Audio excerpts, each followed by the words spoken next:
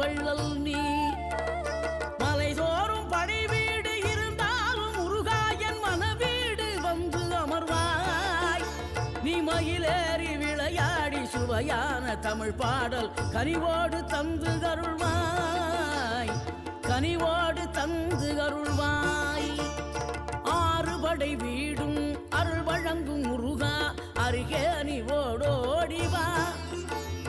மூவிரண்டு முகம் தொலிக்க 2 கரங்களுடன் ஆதரவு தரவோ